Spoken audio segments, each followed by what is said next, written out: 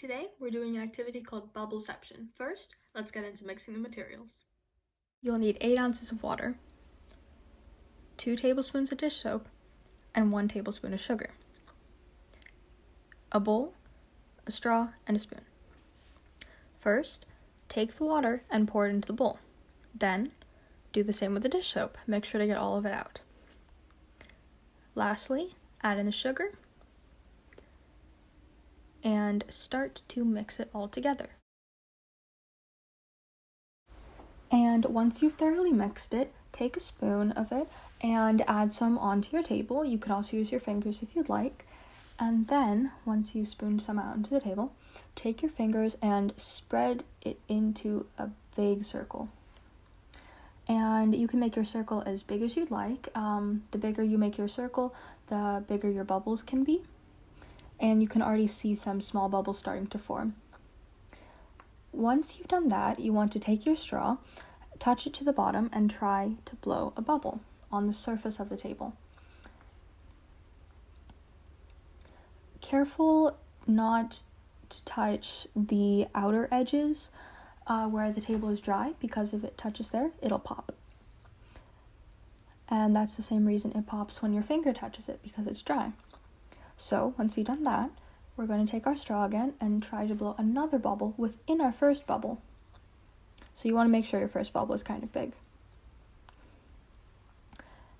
And once we've done that, then we can take another dip inside the mixture with our straw and make sure to coat the outside of the straw so none of the dry parts touch the bubbles you already have, or it'll pop. Then we're going to try to blow our last bubble within the circle, and you can make as many as you like. You could probably get to 5 or more if you'd like, but here I'm just going to do 3. And there you have it, Bubbleception. So, you might be wondering, how exactly does all of this work? The answer is surface tension. Surface tension is the tension of the elastic surface of a liquid caused by the attraction of its molecules, which tends to minimize surface area. This is the reason that bubbles are sphere-shaped, because spheres have the smallest surface area for the amount of volume we blow in the bubble.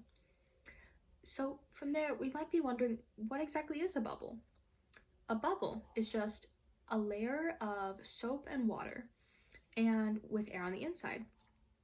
So the water and soap layer is a phospholipid layer, which is just comprised of water, which is hydrophilic, and hydrophilic just means that something agrees with water. Obviously, water agrees with itself, so it's hydrophilic. Then soap is both hydrophobic and hydrophilic. As you may be able to tell from the word hydrophobic, it just means that something is afraid of water or it doesn't agree with water.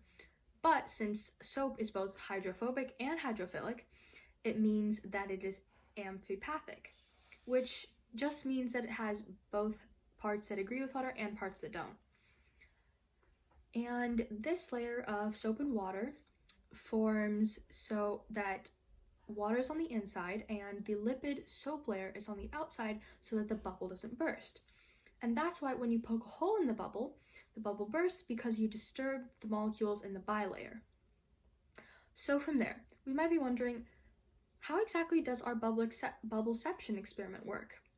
So the air inside the bubble that we blew, the first one, which obviously we had to make somewhat big, it still expands for another bubble to be allowed inside. And then the hydrogen bonds within these bubbles are stretchy enough to allow this to happen as the bubbles expand because of the soap and sugar that we added, which makes it stretchy. If it was just water, it would pop immediately. And that is all of the science behind Bubbleception.